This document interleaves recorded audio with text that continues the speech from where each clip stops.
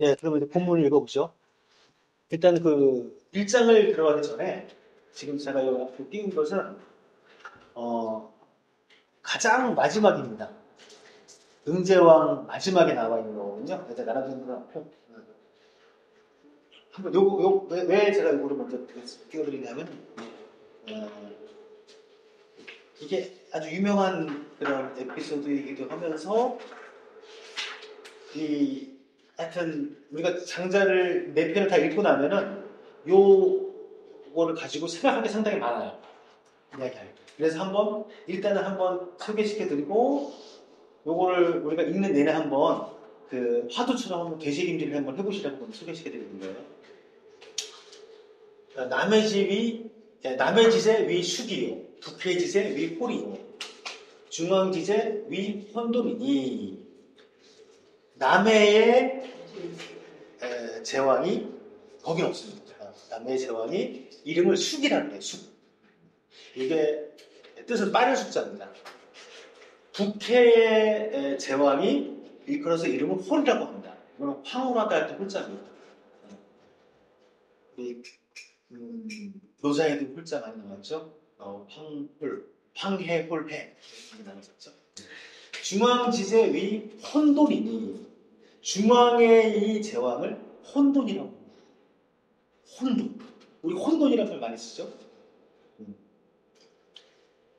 그 히랍의 어떤 신 중에서 카오스 신이라고 있거든요. 카오스.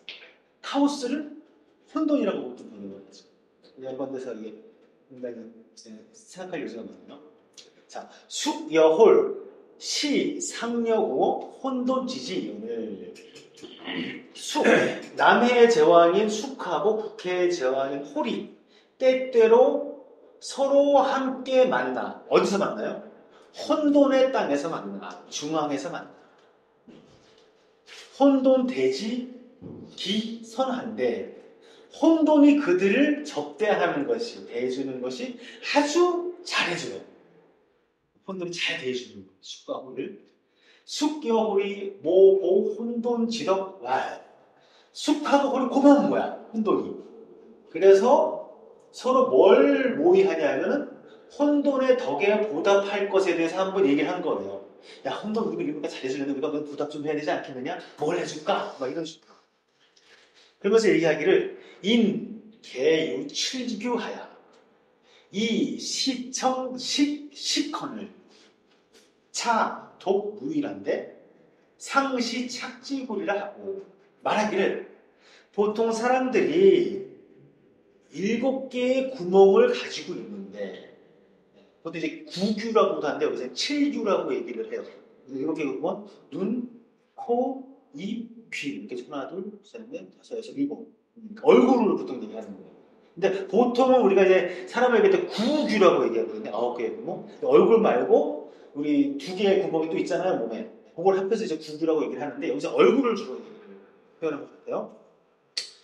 그렇게 7개의 구멍이 있어서 보고, 듣고, 먹고, 숨쉬니. 그렇죠? 눈, 귀, 코, 입. 그런데 저 혼돈은 유독 그것이 없으니 일찍이 시험 삼아서 구멍을 뚫어주자. 사람의 볼을 만들어주자. 그러니까 자, 혼돈이라는 것을 우리는 어떻게 생각해요? 혼돈이라는 것은 좋은 거예요, 나쁜 거예요? 보통 우리는 혼돈 상태를 별로 안 좋은 거라고 생각을 하잖아요. 그러면 얼굴이 있으면 질서가 잡히는 거예요. 고대 히랍에 의하면 카오스가 호스모스가 되는 게 구멍을 뚫는 거예요. 근데 1착 1교 하루에 하나씩 뚫었더니 7일 이 혼돈 사르 7일 7개 구멍 뚫으니까 혼돈이 죽었어요. 이게 뭐지? 이게 내 편이 이렇게 끝나거든요. 한번 생각해보세요.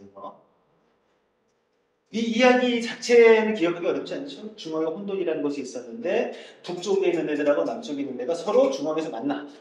그랬더니 중앙에 있는 혼돈이 잘해줬어요. 이거 보답을 해주고 싶은 거야. 가장 좋은 게 무엇일까? 아, 저거 완전히 그 혼돈 상태, 어지럽고 막 이런 상태인데 그 질서를 잡혀주잖아. 어떻게? 사랑골을 만들어주자. 7개의 구멍. 눈, 코, 입, 귀를 뚫어주자. 한 번에 하나씩, 매일 하나씩 뚫어줬더니 구멍을 다 뚫으니까 혼돈이 죽었어요. 도대체. 왜? 이거 우리가 생각해 볼까 봐. 이런 식이에요, 장자가. 자, 이제 소요유 편을 들어가 보겠습니다.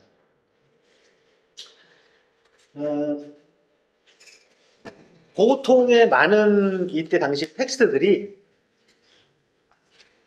우리 노자 읽을 때도 노자가 어떻게 시작했죠? 도가도 비상도 그렇죠. 기억나시죠? 도가도 비상도 하나면은 노자 전체 다 포함이 된다고 볼 수 있죠. 그렇죠? 논어는 어떻게 시작을 하죠?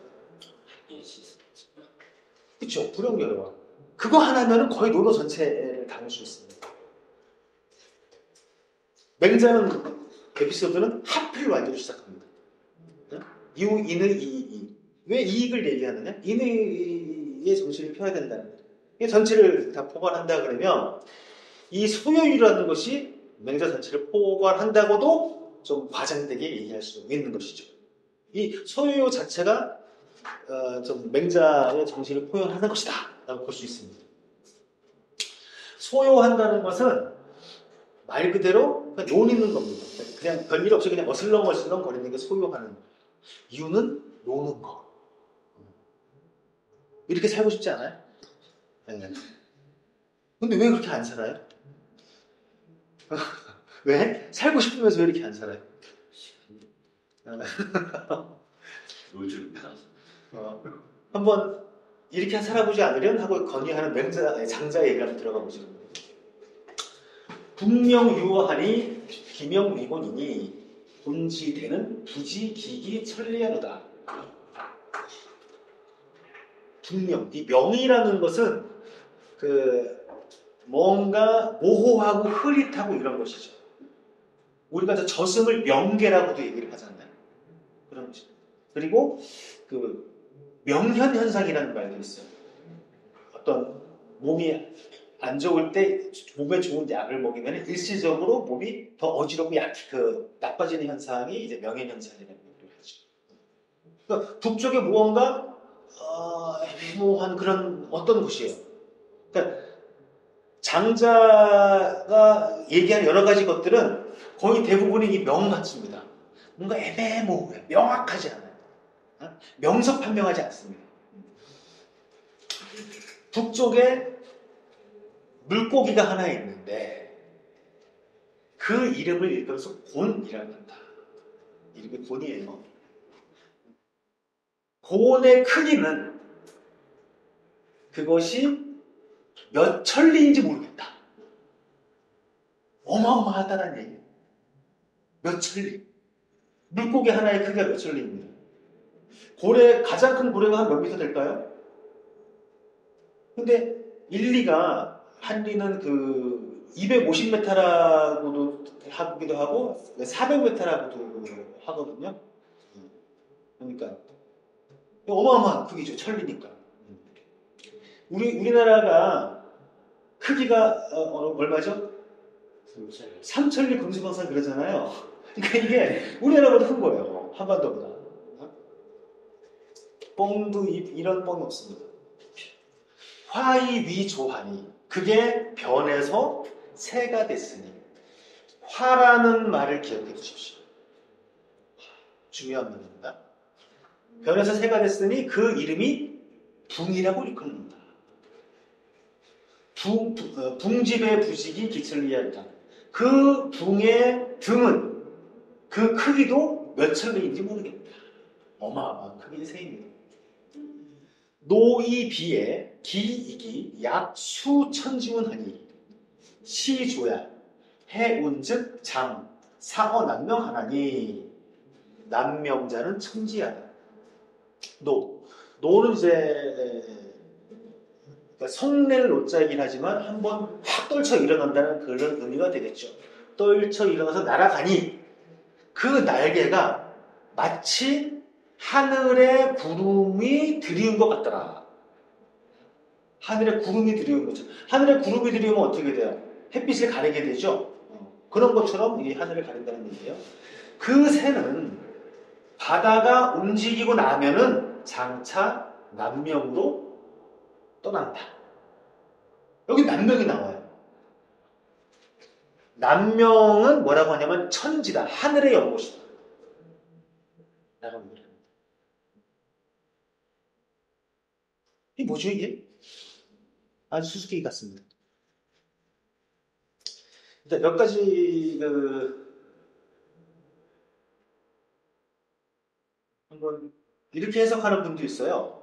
이 자체가 그러니까 북명에서 남명으로 가죠. 그리고 물고기가 새가 됩니다.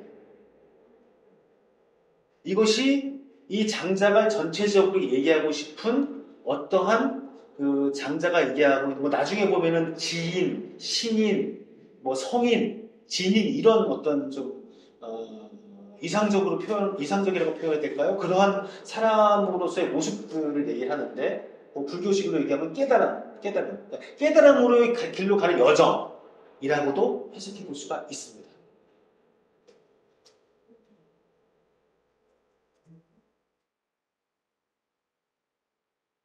그리고 이 화라는 말은요, 하나는 변화를 얘기합니다. 변화는 뭐냐면 여기서는 뭐죠? 이 변신이라고 해야 돼요. 변신. 네?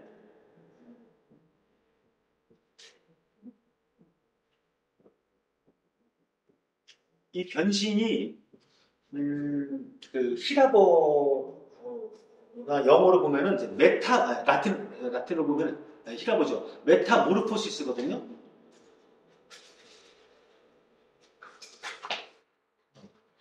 이게 혹시 그 오비디우스라는 사람이 쓴 변신 이야기 책이 있는데 그 책은 좀 기회가 되면 읽어보시길 바라는 책입니다. 그 히랍의 신화에 대한 얘기인데 오비디우스가 히랍의 신화를 뭘로 봤냐면 변신 이야기로 본 거예요. 모든 것이 변신된다는 거예요. 그것이 뭐예요? 맹자가 얘기하는 아니 장자가 얘기하는 화입니다. 변신, 변화. 그러니까는 그냥 운동 이동이 아니에요. 완전히 변신을 한다는 거거든요. 물고기가 새로 변신하는 거죠. 자, 이거 이렇게 한번 생각해 보죠.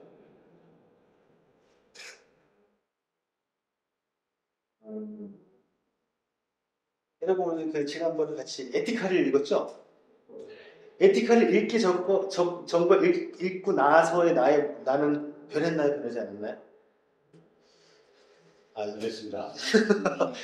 너무 좀 그런 부분이. 그럼 이렇게 얘기를 하죠. 그 노노의 그 주의가 쓴 앞에 그 서문이라고 해야 될까요? 그거를 보면은요, 정자가 노노를 읽고 이런 표현을 한 게 나와요.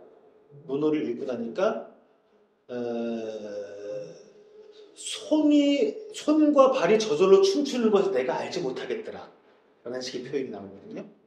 그러니까 어떤 사람은 논어를 읽고 그냥 전혀 변화하지 않는 사람이 있고 어떤 사람은 논어를 읽고 그 한 구조를 보고 감동을 보는 사람이 있고 어떤 사람은 논어 자체를 읽고 나서 변신한 사람도 있고 이런 표현이 변화한 사람. 그러면 지금 자꾸 맹자라고 하는 장자는 물고기가 새로 변했다는 구체적인 어떤 그 모습들을 형태를 띄었지만은 실제 변신은요 어쩌면 눈에 보이지 않는 걸지도 모릅니다. 가장 그 대표적인 변신 중에 하나가 뭐냐면 그냥 여성에서 엄마로의 변신이에요. 남자에서 아빠로의 변신입니다. 그렇죠? 또는 그 이외에도 우리는 변신을 합니다. 변화를 합니다. 아주 그 미시적인 관점에서 들어가 보면요. 지금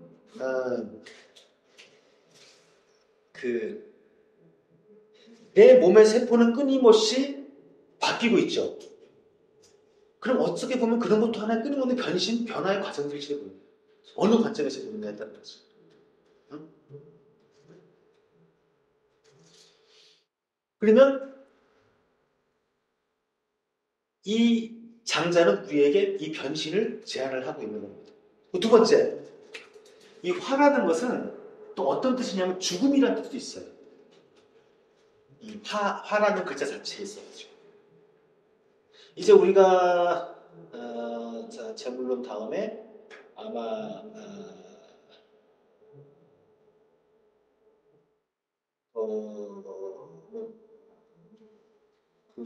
뭐죠? 양생주나 인간세편에서 양생주고요 아마 거기서 죽음에 대한 주제를 가지고 한번 얘기를 할 텐데 장자에게 죽음은 상당히 그 중요한 주제 중에 하나거든요. 그러면 우리가 보통 생각하는 죽음은 뭐예요? 태어나서 그쵸? 시작. 생이 시작이고 죽음이 끝입니다. 그쵸? 근데 장자에게 죽음은 뭐죠? 화입니다. 변신. 자, 물고기가 새가 됐어요. 변신했어요. 물고기 어디 갔죠? 죽었습니다. 새가 새로 태어난 거예요. 생사라고 본다 그러면은 물고기가 죽고 새가 태어난 거예요. 그죠? 아까 제가 예를 들었던 정자가 얘기했던 논어를 읽고 변신했다고 했을 때 논어를 읽기 전에 사람은 죽었고 논어를 읽고 난 사람이 새로 태어난 거예요. 그럼 화라는 것은 생과 사가 겹쳐지는 지점입니다. 태어남과 죽음이 겹쳐지는 지점. 근데 장자는 거기 더 확대를 해가지고 우리가 실질적으로 죽었다고 하는 그 표현조차도 화라고 얘기하는 겁니다. 왜냐하면 여러분들도 예를 들어가지고 내가 물고기의 상태에서 새가 된다 그러면 일단 물고기의 상태면 내가 새로 변신한 상태를 알 수 있을까요? 없을까요? 알 수 없죠. 그러면 자, 우리가 보통 죽었다고 생각하는 것을 물고기에서 새로 변신한다고 하면 가정을 꼽시다.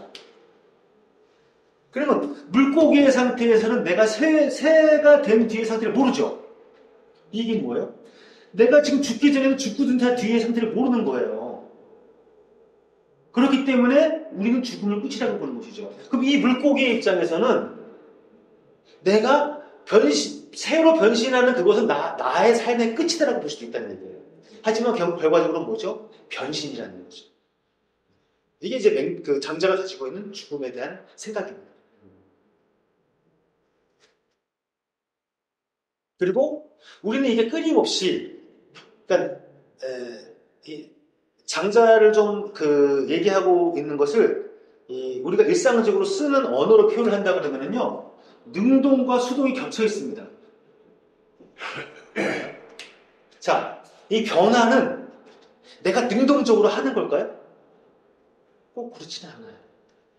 나를 이 온 우주가 나와 이렇게 관계 맺고 있는 모든 것들이 나를 변화시킵니다. 변신시킵니다. 하지만 그 안에는 철저한 수동성만 있을까요? 그렇지 않죠. 내가 적극적으로 그 관계 맺음을 계속 이어나갑니다. 이것이 화의 작용이라는 거예요. 그러면 여기서 지금 이제 앞으로 계속 장자가 얘기하려고 하는 것은 뭐냐면 바로 이 경계, 긴장 상태를 계속 유지해야 된다는 얘기예요. 나는 어떻게 변신을 할 거야라는 어떤 뭐라 그럴까, 집착, 의지, 이것도 버려야 되는 것이고, 그렇다고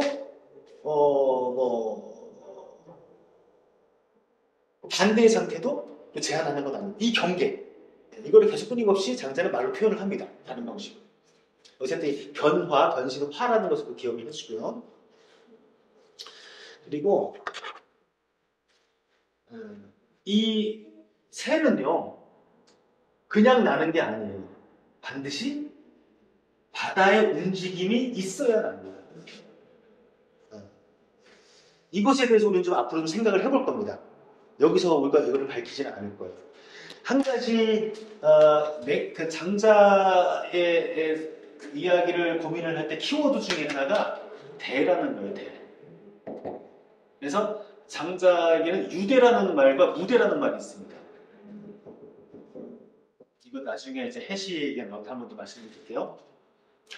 유대는 뭐냐 하면 대는 기다리다, 응대하다, 뭐 맞서다, 여러 가지가 이게 다 있는 거예요. 의지하다. 그러니까 장자는 우리의 모든 삶이 일단 유대하다는 거예요. 다 우리는 뭔가 기대잖아요. 그렇죠?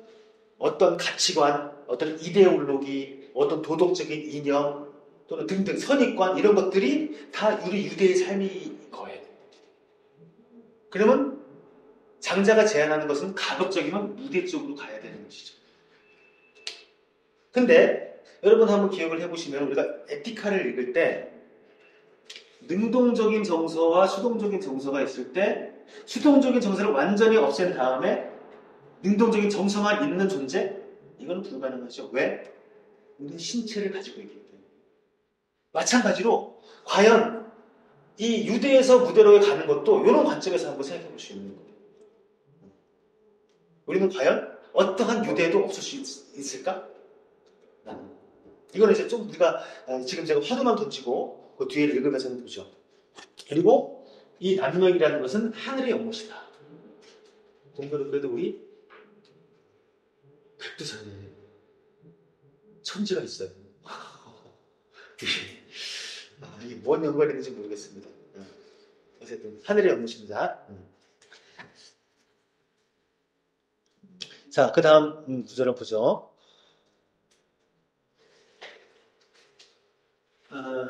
재해자는 지괴자야. 그러니까 재해는 두 가지 뜻이 있어요. 그러니까 재해라는 것이 제 나라의 어떤 기록물, 책이라는 뜻이 있고요. 재해라는 것 자체가 어떤 책. 그 다음에 제 나라의 해라는 사람. 이렇게 해석하는 경우가 있습니다.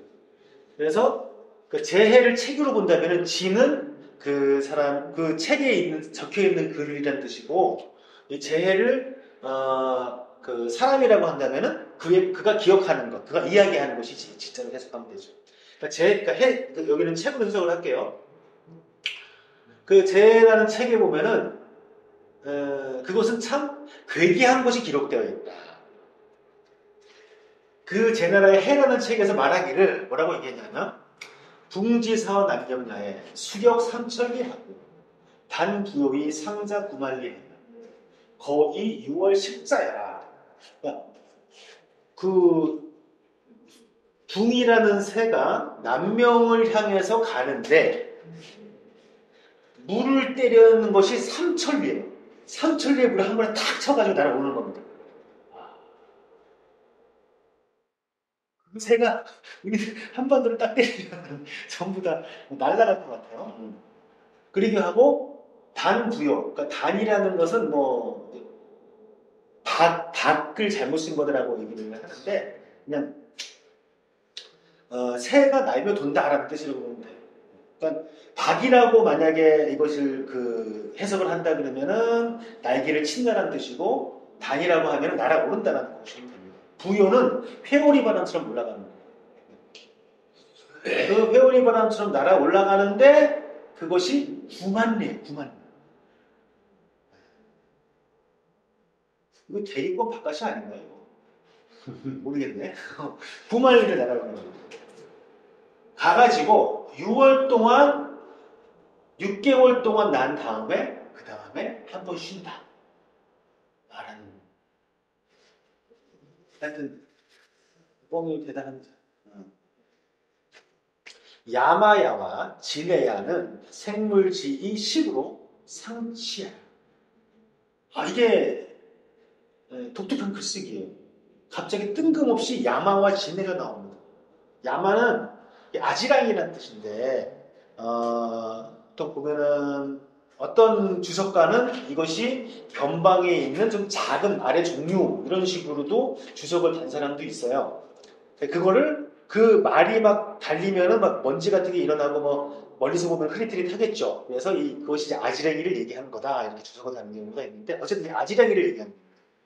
아지랑이와 진해 먼지는 어떻게 생겨나죠? 생물이 숨을 쉬어서 서로 호흡을 하면서 아지랭이나 먼지가 생겨납니다. 자, 그러면 갑자기 어마어마한 크기의 새를 얘기하다가 뜬금없이 가장 작은 야마와 진해를 얘기합니다. 이거는 뭐 논리적으로 설명할 게 있는 것이 아니고 어떻게 얘기해야 되나? 거의 뭐 큰과 작음에 대한 인식, 우리의 인식을 파괴하고 싶은 그런 의도가 좀 담겨져 있어요. 그리고 여기 상추에 대해서는 이렇게도 볼 수 있지 않을까라고 저는 제가 생각하는 건데, 아까 앞에서 붕은 해운, 어떤 바다의 움직임이 있었을 때 날아오른다 그랬죠. 그렇죠. 그것도 하나의 일종의 유대일 수 있습니다. 네. 근데 여기서 아지랭이와 진해는 뭐가 필요하죠? 상취가 필요합니다. 어떤 호흡이. 저절로 일어나는 것이 아니고 어떤 작용에 의해서 나타난다는 거죠. 이 상취도 붕에 있어서의 해운과 같은 역할을 지닌다는 얘기예요. 자, 천지창창은 기정식냐, 기원이 무소지극냐, 기시하야의 역약시즉 이의니라. 이 한 구절만 가지고 우리가 뭐 한두 시간 이상 얘기할 수 있어요. 자, 보죠. 하늘이 푸르고 푸는 것은, 자, 하늘이 왜 푸르죠? 우리 어떻게 알고 있지? 하늘이 푸른 이유. 예? 아, 모르나요? 아니, 이거는, 잠깐, 고등학교 과학 시간에 안 배우나요, 우리? 네, 우리 때는 안 배웠어. 아니, 빛의 어떤 그 프리즘 작용이잖아요. 예. 아침, 저녁에 노을이 지는 것과, 그 다음에 낮에 하늘이 푸른 것은 빛이 이제, 우리 직전으로 내리니까 여기 그리면은, 예? 위에서 해가 비치면은, 해가 굴절되지 않고 그대로 들어옵니다. 파란 빛을 우리가 보는 거고, 짧은 주파수가 높은 것. 근데 옆에서 비치면은 이게 이 대기권에서 이게 굴절이 일어나요. 그러면서 이제 또 붉은색 가까운 빛을 보게 되는 이런 작용인데, 이거는 뭐 뉴턴 이후에 우리가 알게 된 거고, 이때는 그런 거 몰랐죠. 모르는데 뭘 궁금했냐면은, 이때 당시 사람들은 하늘을 보면 어떻게 생각할까요? 하늘은 파랗구나. 왜 파랗다고 생각했을까요? 그런 생각도 안 했을지도 모르고, 하나님이 칠했겠지, 내지는. 뭐 그냥, 여러 가지 생각을 했겠죠. 별로 궁금해하지 않았겠죠. 근데 이 장자가 뭐라고 궁금해하냐면요. 그것이 정말 그 색일까? 하늘이 정말 파란색일까? 이거 엄청난 의문 아니에요? 우리는 이 지구가 둥글고 대기권이 있고 대기권 밖에 나오면 하늘은 파란색을 볼 수 없다는 걸 알고 있잖아요. 근데 이때 당시에 저게 정말 하늘의 색깔일까라고 의문을 가지는 겁니다. 이거는 이 생각 자체가 훨씬 더 확대될 수 있어요. 이게 지금 노란색인데, 이게 정말 노란색일까? 저건 검정색인데, 저것이 진짜 검정색일까? 그러면서 하늘에 대해서 이렇게 얘기합니다. 그것이 멀어서 그 지극함이 없기 때문에 그런 것이 아닐까? 그 직접 맞닿을 수 없기 때문에 그런 것이 아닐까? 창창하게 보이는 것. 이 창창이라는 거는요, 이 푸를 청자가 아니에요.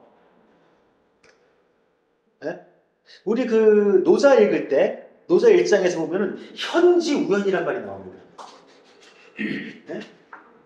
이 현자는요, 흑자가 아니죠.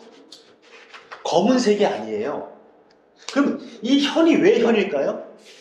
저 끝없이 그윽하기 때문에 그것이 우리는 흑자가 아니라 현이라고 표현한 겁니다. 그럼 여기서 창창이라고 표현한 것도 푸른색이라는 뜻이 아니고 그냥 창창이라고 표현한 거예요. 왜? 그 멀미, 닿을 수 없기 때문에 우리한테 저렇게 보이는 것이 아닐까. 그런데 우리는 그러면 이것을 어떻게 표현할 수 있어요? 비원이 무소지급 표현할 수 없죠. 하지만 억지로 표현하는 게 뭐예요? 창창. 그런데 어떤 사람들은 하늘의 색깔은 원래 푸른 정색이야, 저게. 다른 색깔 이렇게 보는 사람이 있을 수 있다는 얘기입니다. 그러니까 우리가 바라보는 어떤 여러 가지를 해체 그치? 어쨌든 이렇게 다시 한번 생각하게 만드는 것이죠. 그래서 아래를 보는 것도 또한 그런 것이 아닐까? 하늘을 보니까 하늘은 파래. 땅을 보면 뭐예요? 저기는 검정색도 있고, 노란색도 있고, 파란색도 있고, 다양하게, 잠깐만. 적어도 저게 정색일까? 내가 보는 그대로가 그게 본 모습일까? 의심하게 되는 것이죠.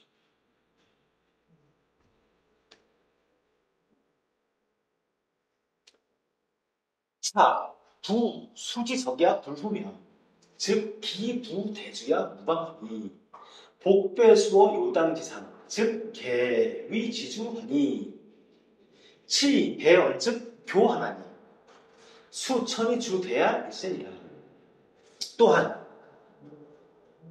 물의 쌓임이, 물이 쌓임이 두껍지 않으면, 물이 깊지 않으면, 물이 많지 않으면, 곧 그것이 부를 띄운다는 뜻이에요. 큰 배를 띄우는 것이 방도가 없으니 당연하겠죠. 큰 배는 복배수, 그러니까 잔에 물을 부어서 어디에 요당은 조그만 이건 뭐라 그러죠? 이렇게 흙을 조그맣게 들어가는 거, 움푹 파인 그 구덩이, 조그만 구덩이를 얘기하는 거. 거기다가 물을 부으면은 그냥 물이 이만큼 차겠죠. 그러면 거기에는 풀잎을 띄우면 마치 배처럼 띄워질 것이다. 하지만은 그 물잔을 그 위에 올리면 어떻게 될까요? 뜰까요? 안 뜨죠. 착 달라붙을 것이다, 바닥에. 네? 그렇지. 왜 그럴까요? 물이 낮고 배는 크기 때문이다. 뭔가 설명할 수 없지만 뭔가를 생각하게 만듭니다. 우리는 지금 이럴지도 몰라요. 얕은 물에 가가지고 안 뜬다고 해가지고 왜 안 뜨는 거야? 이거 어려운 얘기인가요, 이게? 당연하죠. 물이 얕으니까 당연히 뜰 수 없구나. 그럼 어떻게 해야 돼요? 물을 채워야 내가 뜨고 싶으면. 풍지적이야 부르면 즉 기부대이냐 무력하니라. 그럼 마찬가지로 어마어마한 그 크기의 그 붐이 있으면 그 바람의 두께도 그만큼 쌓임도 그렇게 두껍지 않으면 그 큰 날개를 띄우는 것에 힘이 없을 것이다. 라는 것입니다. 이런 비유입니다. 그 여기서의 핑지적은 무엇일까요? 네. 그러니까는 일단은 이건 두 가지 해석이 가능합니다. 하나는 아직 붕이 완전히 깨닫지 못했어. 무대를 하지 못해. 적어도 어딘가 의지를 해야 되라는 그런 식으로 해석할 수도 있고. 근데 저는 좀 그렇게 해석하고 싶지 않아요. 제가 예전에 이런 비유를 들었는지 모르겠지만 자유라는 거 있잖아요. 자유. 지금 이 장자가 얘기하는 이 얘기 중에 키워드 중에 하나가 자유거든요.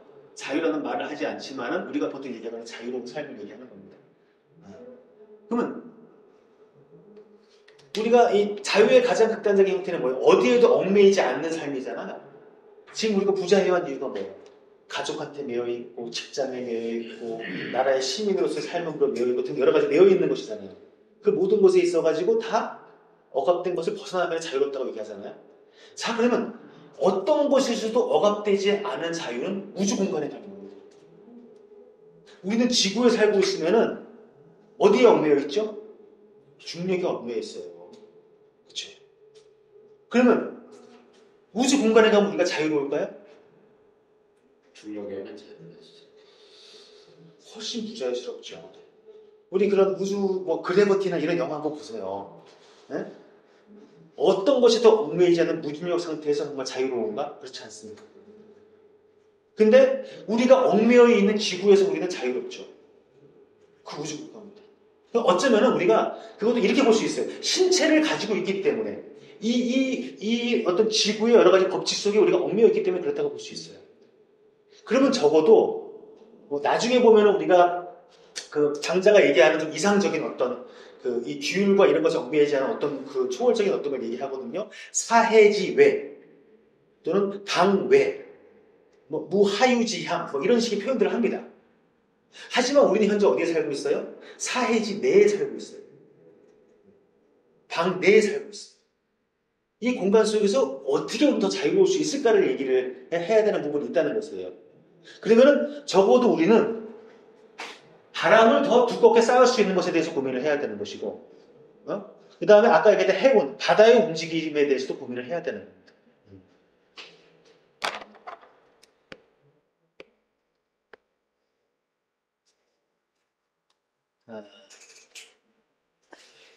고로 구만리 즉 풍사제 하야 이후에야 내금 배품하고 배부 청천이 막지 요할자한 이후에야 내금 장도 남 하나니라.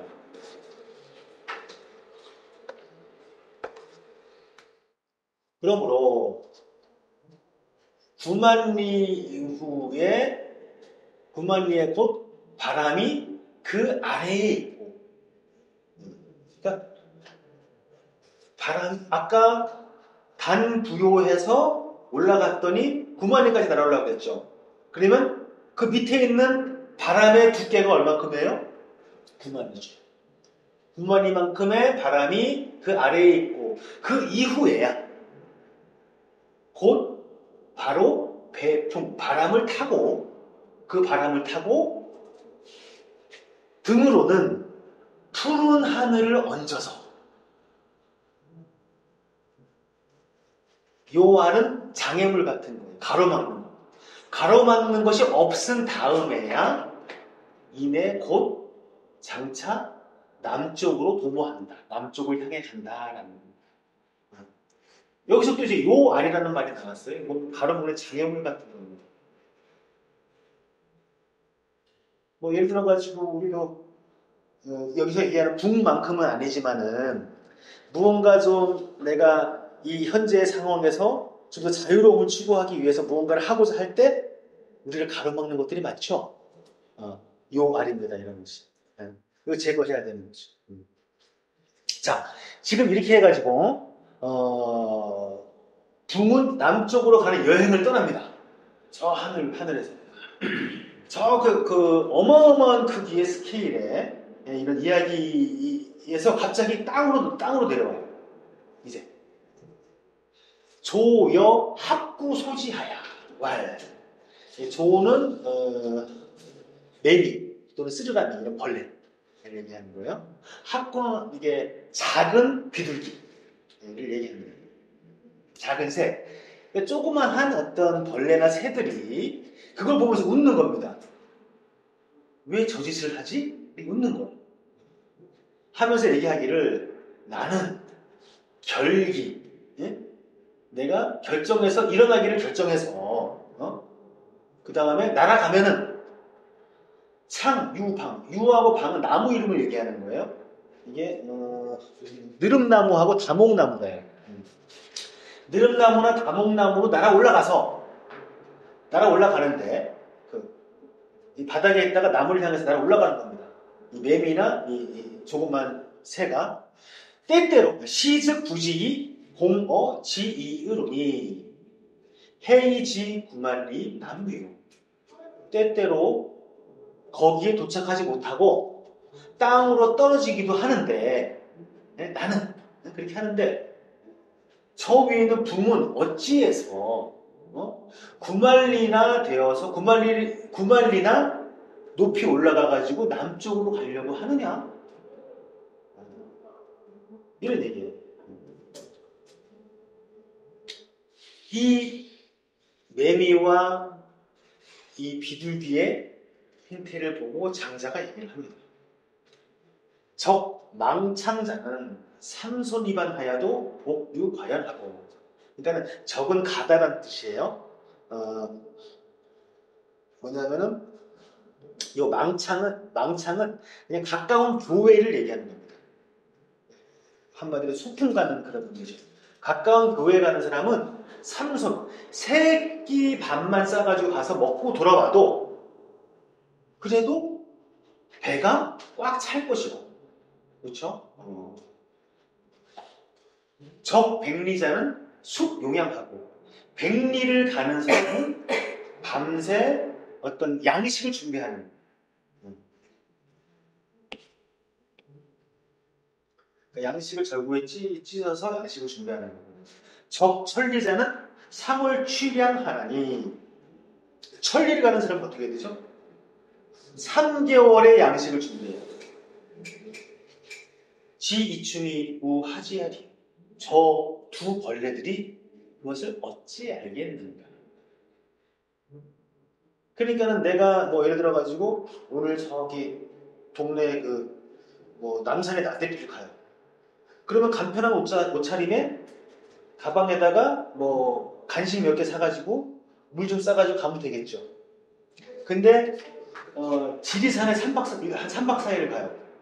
그러면 훨씬 준비할 게 많고 배낭에 엄청나게 많이 담아가야 되겠죠. 네?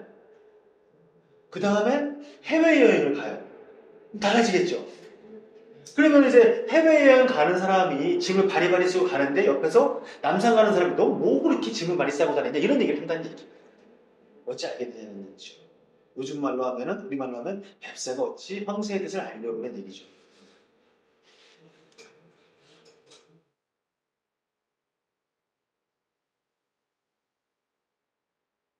소지는 불급대지하며 소녀는 불급대냐하니 해이지 기입네. 소지는 작은 암. 작은 알은 큰 알에 미치지 못하고 소년, 그러니까 작은 연도, 작은 기간, 짧은 삶은 큰 삶, 긴 삶에 미치지 못하니 어찌해서 그것이 그러함을 알겠는가? 라는 얘기.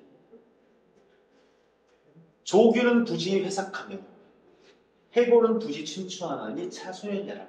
조규는 아침 버섯인데 무슨 그 거름더미에서 아침에 이렇게 생겼다가 저녁에 사라지는 버섯이 있대요. 그걸 조균이라고 한다고 합니다.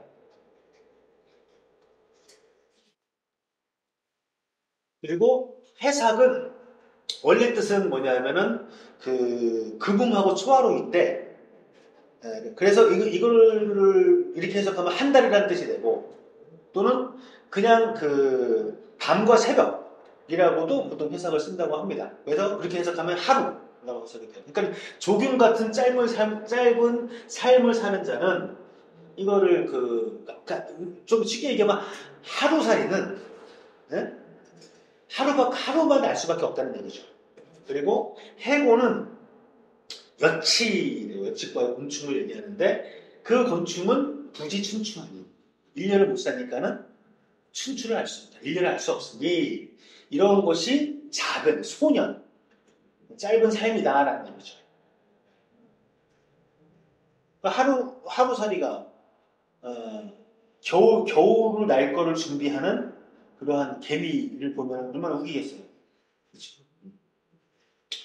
초지남의 유명영자 아니 이 500세로 위춘하고 500세로 위추하며 그러니까 초나라의 남쪽에 명령이라고 하는 나무가 있어요. 나무의 이름이 명명이에요. 이걸 보면은 실제는 나무가 아니죠. 명이 아까 얘기했던 분명 난명할 때 그 뭔가 잘 알 수 없는 그런 명이고 영은 그 영원할 때 영이잖아요. 어떤 이런 나무가 있는데 500세로 위춘하고 500세로 위춘.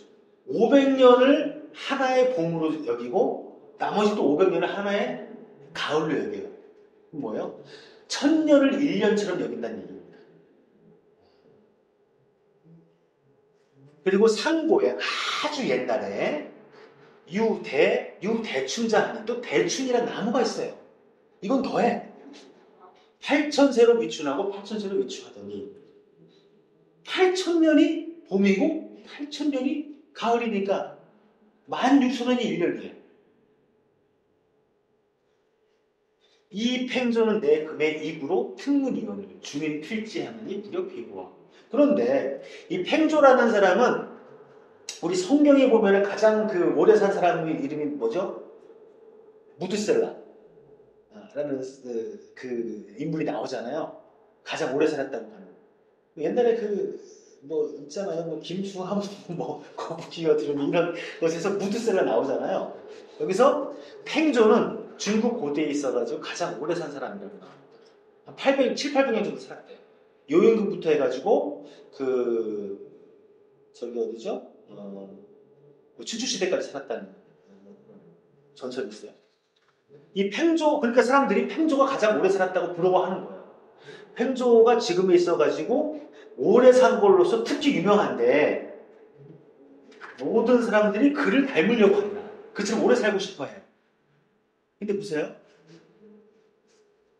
명령은 1000년을 1년이라고 봐요. 대추는 16,000원을 1년으로 봐요. 근데 팽조가 800살 정도 살았다고 해가지고 모든 사람이 부러워하는 걸 보면 얼마나 이 슬픈 일이냐. 이런 비슷한 일들이 많이 나오는데 노자에 이런 얘기 나왔죠. 장단상교.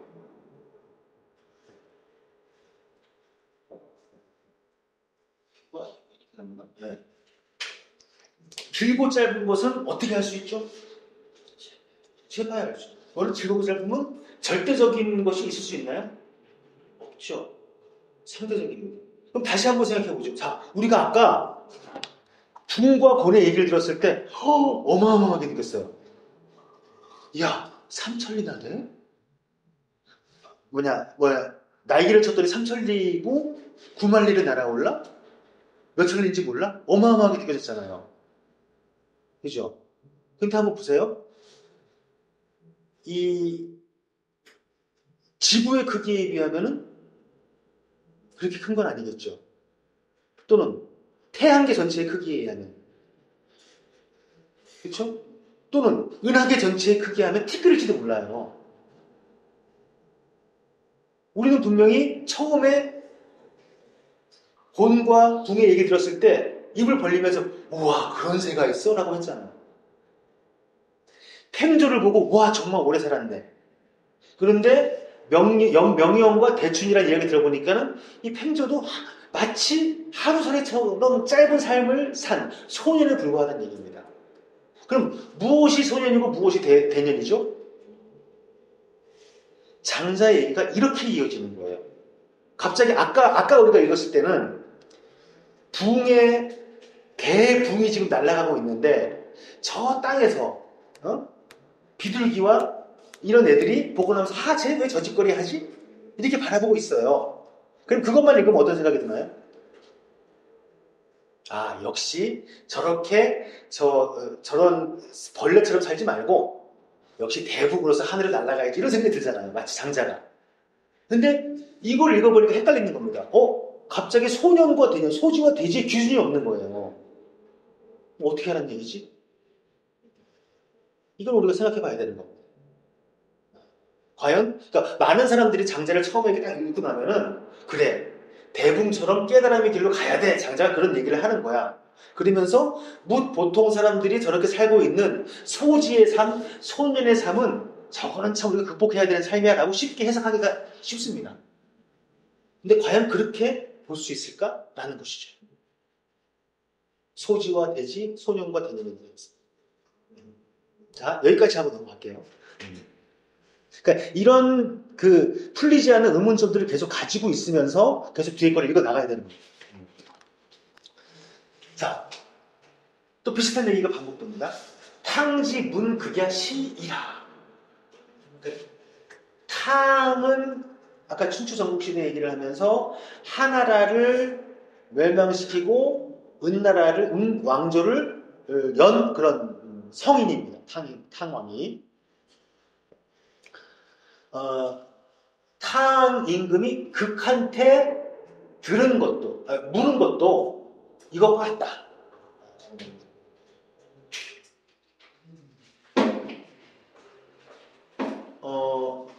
뭐라고 얘기했냐면은 궁발지북의 유명해사하니 천지하라. 그러니까 궁발은 저 북쪽에 있는 아주 뭐라 그럴까, 막 바람 불고, 뭐 하여튼 사람이 살기 어려운 그 북쪽이 저 땅입니다. 그것의 북쪽에 보니까 명해라는 게 있어요. 우리 맨 처음에 북명에 시작했죠? 북명에서 남명으로 가죠? 근데 지금 여기가 지금 처음에 읽었던 것에 비유하면 이게 북명을 얘기하는 거예요. 근데 지금 뭐라 그래요? 그게 천지래. 아까는 남명이 천지였어요. 지금 북쪽에 천지가 있대. 천지가 뭐야 또? 처음에 읽을 때는 야 그래 우리 북쪽의 어둑어둑한 곳에서 물고기의 상태에서 새로 변신을 해가지고 남명의 천지로 가야지라고 했더니 이거 뭐야? 이 얘기 보니까 북명의 천지네? 계속 헷갈리게 합니다. 자, 유어언하니 기광수천리요 미유지 기수사라 하니 기명비군이라. 어떤 물고기가 있는데 그 넓이가 수천리고 그 길이는 알 수가 없으니 그 이름이 곤이라고 한다. 유저원하니 기명이 붕이니 배약 태산하고 익약 수천지운하니. 또 새가 있어. 여기서는 변신이라고 말이 안 나오네요. 새가 있어. 그 이름을 붕이라고 하니 마치 태산을 짊어진 것 같고 날개는 하늘의 구름을 두르는 것 같으니. 박부요 양각. 아까 박부요 나왔죠? 근데 여기 양각이라는 말이 들어있는데 양뿔이 어떻게 생겼죠? 둥글게 이렇게 생겼죠? 양뿔처럼 회오리 바람을 치고 위로 날아올라 구만리를 날아올라서 절운기하며. 그러니까 하늘에 하늘의 기운을 단절하고 푸른 하늘을 등에 지고 그 이후에야 남쪽으로 향하니 차적 남명이 아니라 또한 남명을 향해서 간다라는 거예요. 이걸 보고 또 아까 그 매미와 작은 비둘기와 같은 애가 또 나옵니다. 척 아니 소지왈. 그러니까 척은 작은 연못을 얘기하고 아는 메추라기예요. 그 메추라기가 웃으면서 얘기하기를 피차 해적야요. 쟤는 또 왜 저렇게 가냐? 쓸데없이 힘들게. 능약이 상호대 불과 수인 이하하야. 고상봉호지간 하니 고상봉호지간 하니 차역 비지지하니 이 피차 해적야오 하니 차 소대지변이라. 내가 위로 뛰어올라서 위로 가니까 그것은 뭐예요? 불과 수인 이상을 가지 않는다라는 거예요. 수인까지만 올라가서 내려온다는 거예요. 붕은 9만리를 날아 올라가는 거예요. 수인. 인 적어놨죠. 인이 한 7, 8척 되는데 한 척이 한 30cm 된대요. 한 2, 3m 정도 올라간다고 보는 것이죠. 그리고 나서 내려오는데 얘는 9만리나 가는구나. 그래서 고도 날개 호자가 있죠. 상도 날개 호자가 있고 고상은 다 날아오른다는 것이고 봉호는 쑥대밭을 얘기하는 거예요. 날아오르서 쑥대밭 사이로 내가 날아올라가는데 이것도 날아올라서 도착하는 거 아니냐? 라는 거예요. 자, 이 차는 나를 얘기하는 거고 피는 쟤를 얘기하는 거죠. 나도 또한 날아 올라가는 것이고 또한 너도 또한 어디 가는 곳이잖아 라는 거예요. 그러면서 당자가 뭐래요? 이것이 뭐예요? 크고 작음의 변별이다. 차이이다. 아까와 좀 다릅니다. 처음에 매미와 비둘기가 얘기했을 때는 저 벌레들이 붕의 뜻을 어찌하겠느냐라고 얘기를 했죠. 이것도 하나의 관점입니다. 근데 지금은 어떻게 얘기하고 있어요? 크고 작음의 차이일 뿐이다라고 얘기를 합니다. 그러니까 저는 이것은 해석은 열려있다고 봅니다. 나는 이걸 통해 가지고 나는 현재 소지를 버리고 대지를 향해 갈 것이야. 소년의 관점에 얽매이지 않고 대년의 관점으로 갈 것이야 라는 것도 하나의 관점일 수 있어요. 그런데 그렇게 되면 우리는 어떤 관점을 가질까요? 또 하나의 고정관념을 가집니다. 소지는 무가치하고 낮고 대지는 훨씬 크고 우리가 지향해야 될 가치야. 이것이 또 하나의 고정관념이라는 얘기예요. 그럴 수 있기 때문에 이런 어떻게 보면 그 논리적으로 상치되는 얘기를 또 하는 겁니다. 이것은 하나의 크고 작음의 차이일 뿐이다 라고 얘기하는 것이죠.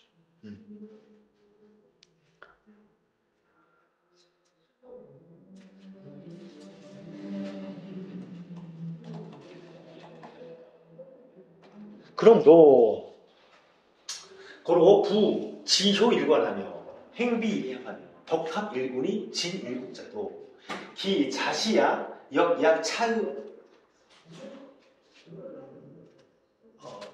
밖에서 누가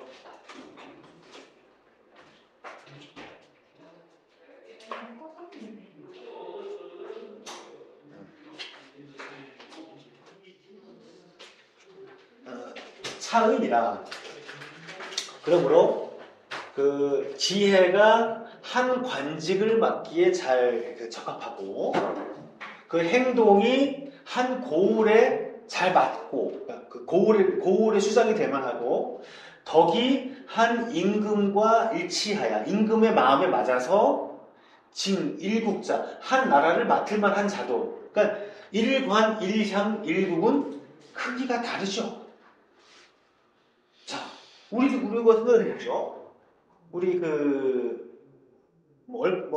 달 전에 우리 지자체 선거가 끝났는데, 자, 서울을 보면은 구청장이 있습니다. 뭐 조그만 그 구의원이 있다고 치죠, 구의원. 네? 또는 시의원이 있고, 또 구청장이 있고, 시장이 있고, 그 다음에 또 뭐 지사가 있고, 여러 가지 직위가 있잖아요. 그러면은 어떤 게 더 높죠? 광역단체장이 제일 높죠, 우리는. 그리고 능력이 더 뛰어나다고 생각을 하죠. 그 다음에 기초단체장, 그 다음에 기초의원, 이런 식으로 등급을 우리 매기잖아요. 그렇죠? 그것입니다. 그것이 일관, 일향, 일국이죠. 그런데 그것이 그 스스로 보는 것이 또한 이것과 같다라는 거예요. 자기 스스로도 나는 내 능력이 일관밖에 안 돼. 나는 한 국가를 맡을 만하지. 이렇게 생각을 한다는 얘기입니다.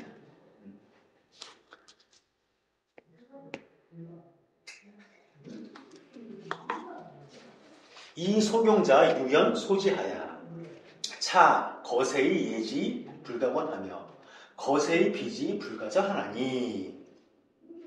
송영자라는 사람은 그 맹자에도 좀 등장을 하는 사람이에요. 그러니까 아마 꽤 유명한 사람이겠죠. 그러니까 같은 그 원래 이름은 송견인데 보통 알려지기를 여기 표현을 하고 있네요. 그러니까 세상 사람들이 들어서 칭찬을 하더라도 거기에 굳이 이제 권이라는 것을 자꾸 더한다는 얘기죠. 그렇게 동요하지 않고 그렇게 해석하면 됩니다. 그 다음에 세상 사람들이 들어서 그를 비난하더라도 불가저, 의기소침하지 않으니 주변에서 나한테 뭐라고 하더라도 그것에 대해서 막 동요하지 않는 그것이 송영자라는 사람인 것 같아요. 이것을 가지고 맹자 이런 사람을 보면 우리 어떤가요? 훌륭한 사람이죠. 이 정도 사람이면은 그래서 많은 사람들이 송영자에 대해 가지고 훌륭한 사람으로 현인으로 보통 이제 인정을 합니다. 그런데 장자는 여기에 대해서 지적을 해요. 정호 내외지분하며 변호 영역 영욕 지경이라 사이은이 피기 어세에 미 삭삭연냐로 담하는 수연이나 유미수여로다. 자, 이 송영자가 세상 사람들이 칭찬을 하거나 세상 사람들이 비난을 하더라도 거기에 동요하지 않는 이유가 뭐냐면은 안과 바깥의 어떤 경계를 다 정했다는 얘기입니다. 저 사람이 나를 비난하는 건 나하고 상관없는 거야. 그쵸? 실제 우리 경험을 하잖아요. 세상 사람들이 비난하지만 훨씬 훌륭한 사람이 있고 세상 사람들이 칭찬하지만 나쁜 놈들이 있잖아요. 그리고 나의 경우에도 마찬가지죠. 분명히 나는 올바른 삶을 살고 올바른 행동을 하지만은 욕먹고 비난받는 경우가 있습니다. 시대와 상황에 따라 가지고. 근데 보통 사람은 어때요? 어쨌든지 간에 누군가가 비난을 하면은 화를 내고 의기소침합니다. 근데 소유자는 그렇지 않다는 거예요. 그 가능한 것이 뭐냐면 내 안의 것과 바깥에서 구분을 한다는 거예요. 그래서 분별을 해요. 뭐를? 영예로움과 욕됨의 경계를 분별을 하는 겁니다. 이것은 바깥의 것이에요. 이것이 뿌리다라는 거예요. 소유자가 할 수 있는 것은. 자, 그런데 그래서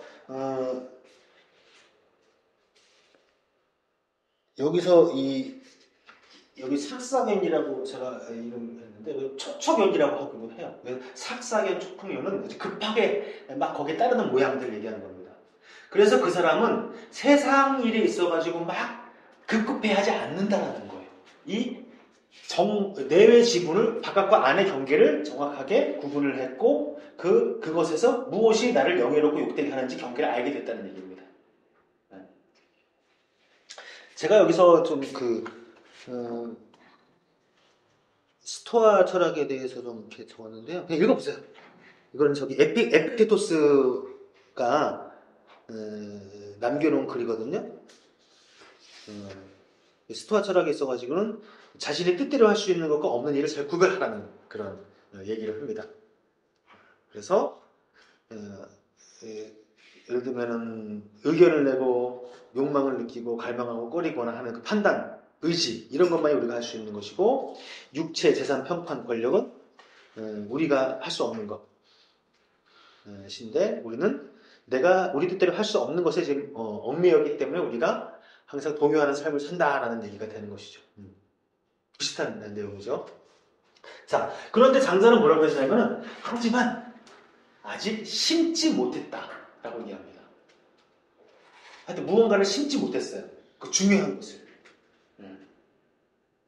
왜 그러냐면은 경이라는 거예요. 경. 분과 경입니다. 나눔과 경계. 장자는 나눔이 없고 경계가 없습니다. 왜요? 이것은 누구죠? 이 송영자에 의하면 송영자는 내외를 분리했죠. 이 표현에 의하면 장자는 뭐냐면 내외를 논입니다. 왔다 갔다. 그때 따라서. 경계를 짓는 게 아니죠. 이 나누고 경계를 짓는 것 자체가 고정관념이 될 수 있다는 얘기. 물론 세상 사람들의 평판에 대해서 동요하는 삶보다는 나을 수 있지만 하지만 장자가 볼 때 아직은 미진하다라는 얘기를 하는 거예요. 그 다음에 열자에 대한 얘기가 나와요.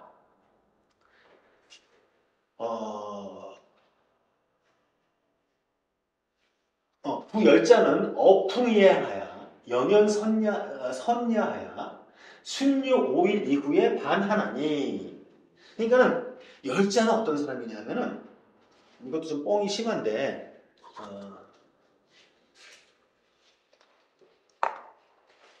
바람을 몰고 가서 아주 가볍게 날기를 잘해서 순유 15일 이후에 돌아오니. 예?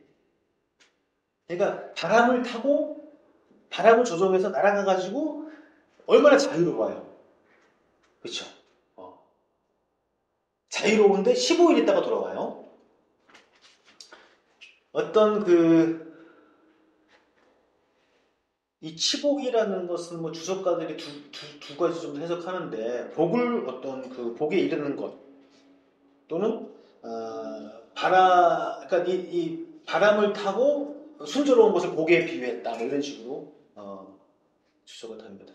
이 사람이 복에 이르는 것은 또 급급하지 않다. 아까 송영자도 세상의 칭찬이나 이런 것에 급급하지 않았다고 하고 이 열자도 그렇습니다. 하지만 이 열자도 비록 이 행동하는 것에 있어서는 면했지만, 하지만 또 뭐가 있어요? 유소대자야 한다. 무언가 의지하는 것이 있다라고 얘기합니다. 열자가 의지하는 것이 뭘까요? 그래서 네? 그러니까 이거는 일단은 뭐 주석가들도 얘기하고 하는 것이 뭐냐면 15일이라는 겁니다. 15일. 15일 이후에 돌아온다는 얘기예요. 15일이 어떤 의미일까요?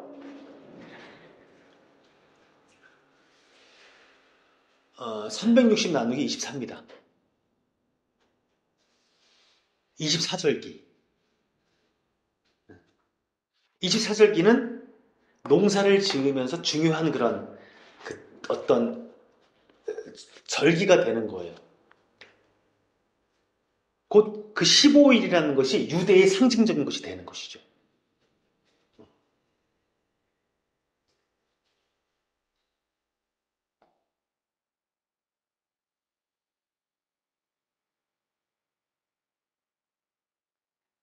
이렇게 얘기를 하면서 약, 부, 승, 천지지정이 육기기변하야 이유 무궁자는 피차, 오호, 대제리요.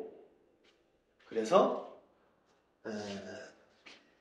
이제 장자가 생각하는 어떤 좀 경지가 나옵니다. 천지의 올바름을 타고 육기의 변화를 다스리고, 그래서 무궁한 경지에서 노린다면은 이곳에는 또한 어떻게 의지함이 있겠는가? 이게 바로 무대의 경지라는 얘기입니다. 무대.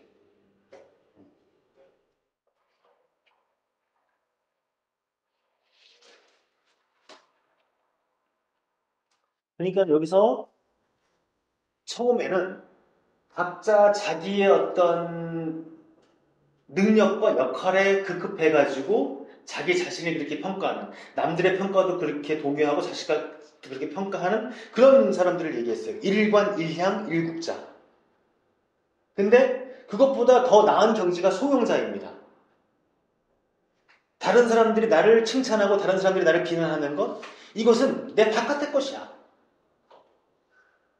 그런데 이 사람도 무언가 의지하는 것이 있어요. 그게 뭐예요? 나눔과 관계라는 것이죠. 그런데 그것보다 훨씬 더 뛰어난 경지가 뭐예요? 자유로운 경지가? 이거를 좀 의례적인 표현이죠. 바람을 타고 노립니다. 하지만 그도 15일이라고 하는 어떤 절기에 기대고 있다는 얘기예요. 그러면 자, 문제는 만약에 이렇게 얘기하면 무대의 끝은 뭘까요? 죽음이에요. 만약에 그냥 궁극적으로 가면 모든 것을 한다 그러면. 하지만 장자가 얘기하는 건 뭐예요? 천지지정을 타고 육기지변을 조성한다는 얘기입니다. 그래서 어떻게 해요? 무궁한 경지에서 노는 거예요. 노는 거.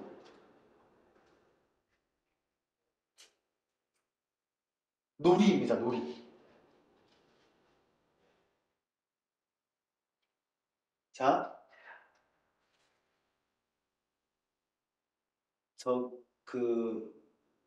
송영자에게 중요한 건 뭐예요? 무엇이 내 안의 것인가? 무엇이 나의 바깥의 것인가? 어? 내가 경계를 보여야 될 것은 무엇인가? 라는 것이 있죠. 그러면 만약에 성형자가 놀다가 이것은 내 바깥의 것이라면 어떻게 될까요? 거기서 멈추겠죠. 열자는 바람을 타고 그냥 끊임없이 노립니다. 하다가 어떻게 해야 돼요? 15일이네? 가야 되는 겁니다. 근데 진짜 노리는 뭐예요? 노는 것의 목적이 뭔가요? 네? 목적이 없죠. 목적이 없죠. 재미도 결과의 뿐입니다. 노는 겁니다. 참 재밌는 게, 이 짜라투스트라에 보면 디체가 주상현들이라고 비유됩니다. 주상현들. 놀이를 얘기를 해요.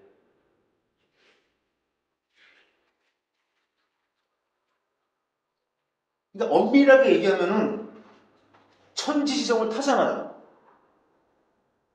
엄밀하게 얘기하면은 육기지변을 다스리잖아요. 이것은 의지가 아닐까요? 하지만 이거를 장자는 무대라고 얘기를 합니다. 이 천지지정과 육기지변은 고정되어 있지 않습니다. 자, 우리 어렸을 때 뭐 동네 골목에서 많이 놀아보셨잖아요. 뭐 하고 놀았어요? 시간표가 있나요? 아니죠. 딱 와가지고 오늘 보니까는 야 우리 같이 뭐 놀 사람 여기 모여서 딱 보니까는 오늘은 얘 있었네. 야 우리 오늘 다방구를 할까? 아니다. 야 오늘 우리 딱지치기 할까? 또 멤버가 또 다음날 바뀌죠. 그때 가서 노는 겁니다. 근데 우리는 어른이 되면 어떻게 하죠? 시간표를 짜고 놀죠. 계획을 잡아서. 어? 자꾸 무대에서 유대의 삶으로 가는 겁니다. 근데 이 어렸을 때 놀다가도 당연히 우리는 뭔가 한계가 있어요. 집으로 돌아가야 됩니다. 언제 돌아가죠? 엄마가 밥 먹으라 하면 가야 돼요. 왜 신체를 가지고 있으니까. 응? 그게 뭐예요? 천지지정을 타는 겁니다. 밥은 먹고 살아야 돼요. 그러니까 천지지정이 무엇이고 육기지변이 뭔지는 모르겠습니다. 자, 그래서 결론적으로 얘기합니다. 지인은 무기하고 신인은 무응하고 성인은 무명이니라. 지극한 사람, 그 경지에 이른 사람은 자기가 없고 자기 자신이 없고 자기라고 주장하는 것이 없고 자기라는 것도 고정만 신비로운 사람은 공이 없고 스스로 공을 주장하지 않고 성인은 이름이 없다. 자, 그런데 지인과 신인과 성인은 구별되는 사람들이 아니에요.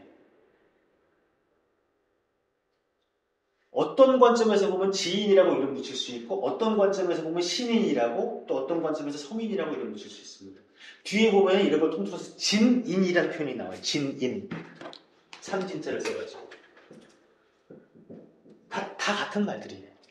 근데 재밌는 것은 자, 지인은 어떤 경지에 지극하게 이르렀다는 의미가 있죠. 그럼 이 사람은 누구보다도 뛰어난 어떤 존재라고 우리 생각할 거 아니에요. 그런데 역설적으로 그 사람은 자기 자신이 없습니다. 지인은 정말로 자아가 가장 뭐라 그럴까 완벽하고 충실한 어떤 완전한 존재 같은 느낌이 들잖아요. 근데 나가 없어요. 신인은 신령스럽게 무언가를 자기 마음대로 할 수 있을 것 같잖아요. 네? 많은 것을 이룰 수 있잖아요. 그런데 자기 공이 없어요. 없어요. 성인은 뭐예요? 가장 이름난 사람이죠. 지금 맹자를 보면은 맹자가 항상 자기 얘기를 하면서 뭐냐면 요순운운한다라고 얘기를 해요. 성인은 요임금 순임금 계속 얘기하잖아요. 탕임금 계속 얘기하잖아요. 성인은 이름을 떨칩니다. 하지만 장자가 얘기하는 성인은 이름이 없습니다. 기와 공과 명이 다 뭐죠? 고정관념들이에요. 우리를 규정하는 것들입니다. 하지만 없을 수는 없어요. 여기서 예를 들어가지고 불교에서도 그런 얘기 하잖아요. 자기 뭐죠? 재범무상 재범무한가요? 뭐죠? 하여튼 그런 얘기들 있잖아요. 거기서도 나가 없다는 것, 무아라고 하는 것은 재범무아. 그렇죠.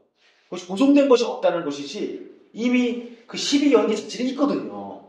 하지만 그것이 마치 노자에서 도가도 비상도라고 얘기하는 것처럼 어떻게 이름 짓고 규정하는 순간 그것 자체가 아니라는 의미에서의 무가 되는 겁니다. 이것이 1장의 첫 번째 입니다.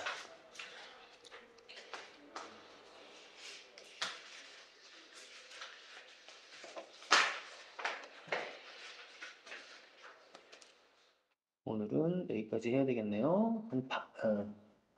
반 정도 했는데 다음에는 좀 더 빨리 나가야 되겠어요. 자, 혹시 오늘 얘기한 것 중에서 질문 있으신가요?